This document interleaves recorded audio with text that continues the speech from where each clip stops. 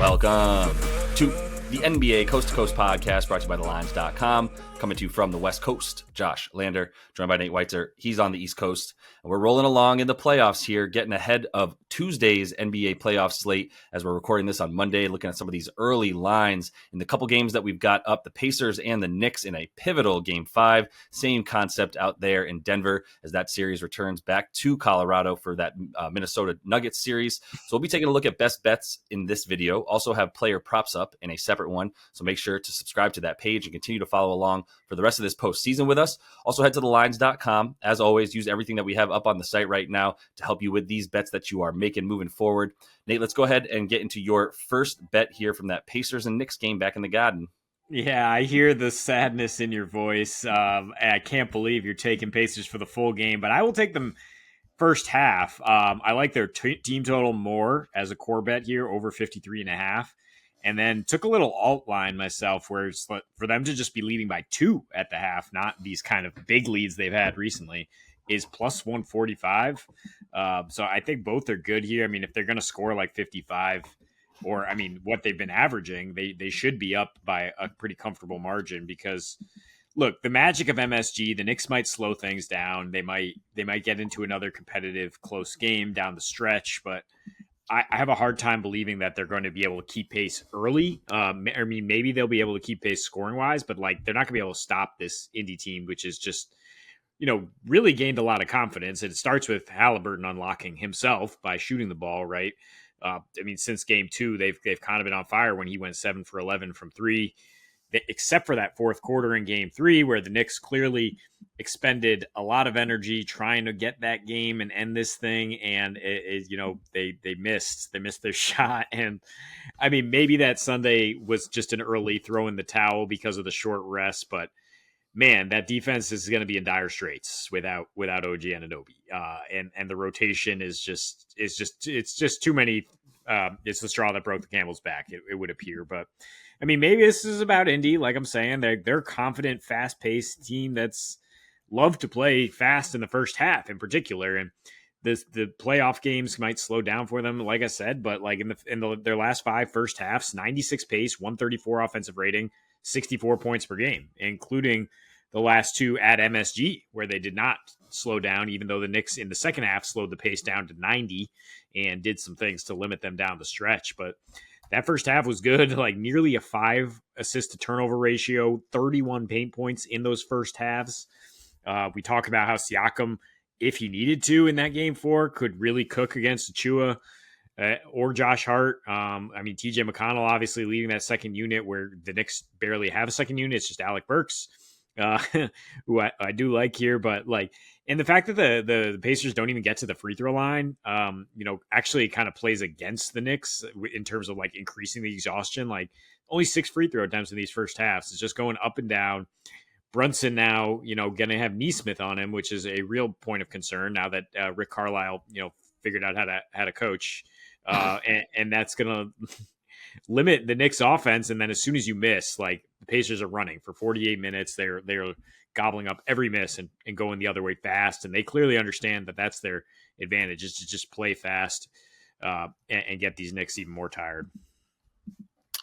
Yeah, you could just use everything you said for my bet as well if you want, because I sadly need to take the Pacers. I was very confident in them last game and didn't talk you off of the -5 or +5.5. The logic for moving forward is like, what do they got, man? I know Alec Burks is coming off the bench. So's Deuce McBride. End of list. Jericho Sims got in there for the amount of time that Tibbs could afford to have him in there without stabbing his own self in the head, I imagine, with his pencil, because Tibbs watching Jericho Sims plays is just as entertaining as anything going on the floor with how frustrated he gets and how much he's barking. But back to the guys that will actually get more than 4 minutes. Like, yeah, when we're turning to Burks and McBride because we're losing offensive weapons fast, not good. I mean, OG Anunoby's like transformation for a few games and really like 3 or 4 games in a row in the playoffs before he got hurt, from spot up shooter to forcing the issue guy, which was good for the Knicks, was all you need to know when you lose him. You don't even have another guy to do that. Now, I'd like Dante to be able to do his thing, but like, he's relies on the three to get those points a lot. And they were in his grill in game 3 or 4, rather, when he was going off and they were trying to win that, or game 3, excuse me, when they were trying to win game 3 and they lost in Indy. He was going off. If you watch that game, like they could not have been more contested. They were almost blocked on multiple threes that he took, and the 12 that he 6 of 12, and he was just unconscious. And I think he regained consciousness in a bad way in game 4, which was also pretty predictable, which is why I actually liked Miles McBride a bit more, because I thought they'd go hunting for offense. And it ended up not only did they go hunting for offense, they just went hunting for their rotation players to get more minutes, because they just gave up in the third quarter, which was also something you've never seen from Tibbs. But someone was probably in his ear like, we just got to give up on this one. But now moving forward, like, what are they going to do, man? I mean, just with OG 15-3, without him 11-14. And that's hyper relevant because Julius Randle missed all of those games. So you really don't have anybody down low in the power forward position now, where OG was already playing a bit out of place. But he still was, essentially the more versatile of anybody. I mean, the most versatile for this team. So losing him is terrible. You mentioned the Nesmith stuff. 9 for 25 for Brunson the last 2 games with Nesmith on him as the primary defender. And that would have probably just gone, the field goal percentage probably would have just continued going down. He was 6 for 16 the prior game. And then in this last one, he was like 3 for 9 against him. So there's not a lot to like there, because what happens when Nesmith guards Brunson is they don't have to double. They don't have to have every single pair of eyeballs on Brunson anymore. It's really just the guys in the middle of the floor that can worry about that action. And then on the wings and in the corner, you can just kind of hang out. They're able to hide Nembhard now. And I say hide, he's still a good defender. He's just not a Brunson stopper, but he can stand out there and put his hand up in Dante DiVincenzo's face when he's trying to shoot a 3. And after that, now you got Hartenstein in a place where he was the beneficiary with all those dimes, because the defense is super imbalanced. Like, there's already an extra guy looking at Jalen Brunson in that action and trying to pinch in. And now they don't have to do that. They can just keep their guys on their shooters, which is what Rick Carlisle wants to do, is not have to double. That's what he'd prefer to do. So if he can use his primary defense because he doesn't have to worry about doubling Brunson, man, it's not looking good for Knicks fans in New York right now. And I am just going to take the Pacers money line, because I don't need to mess with a 2.5 point spread, even if you think and know the Knicks have been better in the fourth quarter for the most part. Also wasn't the case in game 3 when you got Brunson wearing down like that. So if you hear the despair in my voice, it's because the vibes are not high right now in New York. Yeah, you don't have to take the money line. You then just take Indy in 6, which is plus 165. Like, why would you even mess around and say like they're going to lose game 6 at home if they do manage to win at the Garden here? Like, the magic of the Garden, like I said, is the only thing I believe the Knicks have going for them at this point. It is just like that, lifting up these 3 Nova guys to these superhuman efforts that we've seen, twice in the series and then multiple times in the previous series. But they had OG for the first 2. Now they don't, and it's very thin. I mean, I don't want to be too much of a prisoner of the moment and say like everything is going to go the same way it just did. Like that could be a one-off, but like most of these like blowouts that you see sometimes are one-offs in the playoffs. And like what we saw with Denver, like they can come right back, but like this is a different situation with the Knicks. Like they don't have the tools to make adjustments. Which is just really scary if you're going to back them. Like I would not endorse that. So yeah, let's go to Denver though, and I'll back Ant Edwards again. Leading scorer is even money in this game, and you might as well go put a little bit on him to get 35, which is plus 220, because that's actually what he's averaged his last 4 at Denver, including the first 2 in this series, last 4 in the playoffs, that is. And, I mean, his chief competition here is the Jokers, right? So let's just start by talking about Jokic, who did have a big scoring game here in game 4, needed 26 shots to get there. Ant had 9 more points than him on 1 fewer shot, for what it's worth, because he is a 3-point shooter. And look, Joker only took 18 in game 3, and they didn't need him to. Like he's a pitcher who has 5 different speeds and motions, right? And Ant has the fastball. He's like, I can go out there and score. And that's a critique. That's why they might not win this series, because their number one guy is like, look, if you give me the ball, I can make something happen, but like I'm probably not, going to manipulate a defense to the degree that the 3-time MVP is going to, and get everybody else involved, which Joker has been able to do. And in Ant's defense, I mean, Joker's playing with legit the best guy to not make an all-star team, Jamal Murray. Aaron, apparently Kobe Bryant Gordon, for at least one game, who's now scoring a ton, and very veteran KCP and MPJ who can hit shots. And I mean, Ant's playing with notable playoff buffoon Karl Anthony Towns and an ancient Mike Conley, as far as like somebody else who can create some offense for him. So it's really just like Minnesota's going to be like, yo, you got to take us home, which he definitely came out doing that in game one, came out doing it again in game four after they dropped one. And now it's even more desperate time, right? It's a best of three series. He's going to come out aggressive. He is just an absolute joy to watch. I mean, he just has so much in his bag, so tough to stop. And like I said, yeah, 36 a game on the road in these playoffs versus 28 at home. The usage is a little higher. He clearly understands the situation to go quiet the crowd. So I like Ant here to just keep on scoring. Yeah, no qualms with that. I'm also I would have taken Ant in some fashion here, and I mean the points still for Joker. Like the only thing with top point scorer is Joker. To your point, like that's really it to me. I mean, now Jamal Murray might be live to win that. He took a ton of shots last game, but Joker takes more, and he's the go-to play for them on offense is obviously that. But what else are you supposed to say about Ant? He's going to keep taking 25 plus shots. He already had his one game where he just sort of had a letdown and he admitted it, and he took it upon himself. It was such an easy bet for last game, and now we come right back to a situation where I don't think he's going to forget what happened 2 games ago, where he let his foot off the gas and his team got waxed.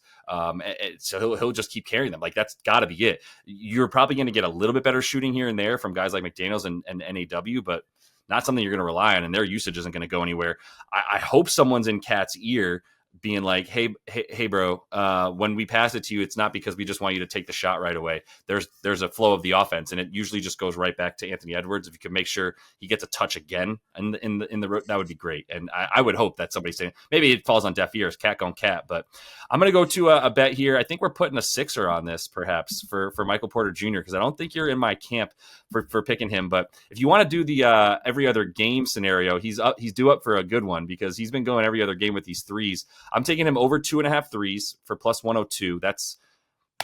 It feels fishy. I don't care.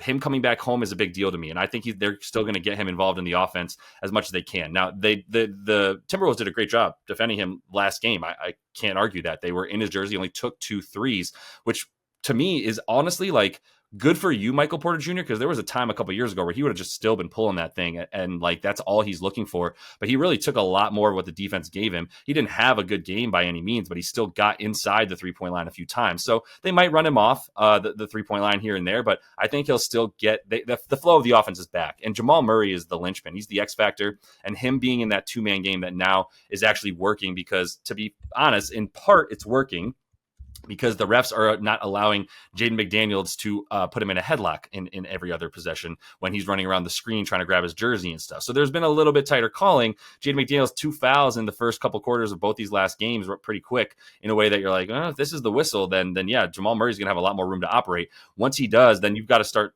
getting obviously limiting him at that point. And once that happens, now you have less attention that you can spend on Michael Porter Jr. So, I mean, he's at 6 threes per game in this series with only taking 2 last game. So I expect him to get right back up to about 6 to 7 3-point attempts in this one. And if he is, then yeah, hitting 3 of them for him is something that once he gets going, he gets going. So you might as well, honestly, I like the plus money here for the over 2.5. I think that he's live to be the 3-point leader in this game, because his biggest competition to me, maybe you think it's Jamal Murray. I would be more worried about, honestly, like a Mike Conley, and obviously Ant is also taking about 7 threes per game in this series, who's going to be not stoppable as much. So let's say as Michael Porter Jr., he can get his own shot a lot bit better than Michael Porter Jr. So the threes leader bet that you could sprinkle on if you want, it's plus 350 on FanDuel. I do think it's mostly between those two guys, and is at plus 250, I should say. And Michael Conley Jr. is live for that, but he's also been diming a lot more in a way that I think they've seen the benefits of him being a bit more of a playmaker, and he is getting into the lane to help dish a lot. 5 of his 9 assists in this last game were to somebody standing inside the paint. So I still think he's going to be looking to do that as much as possible, because he's the primary facilitator. And for MPJ, it's like there is a little bit of just like I'm taking the dude who's feeling it, and I know last game he wasn't, but when he starts to feel it, then he just sort of goes lights out. And I think the three is for plus money is something he's done all season, by the way, at home. Much better 3-point shooter, 3.8 made in this playoffs. And that was the case during the regular season as well. Like, he feeds off of that. So that just is part. It's not just like me watching him do stuff. It's him doing this at home a bit more than he does it on the road. Last game, he wasn't feeling it. He had a 7% usage rate in 35 minutes, and the guys off the bench vastly outplayed him on both ends. No, I mean, the reason I'm not on board with this is because Minnesota, more than anybody, like, I don't care about his season numbers. I don't care about what he did against Minnesota. In this playoff series, they have done an excellent job of just staying on his hip. As soon as he catches the ball, they're like, this is almost a one-dimensional player. Like, we are going to make you pump fake and go inside the line and just limit those attempts. They did the best job yet in game 4.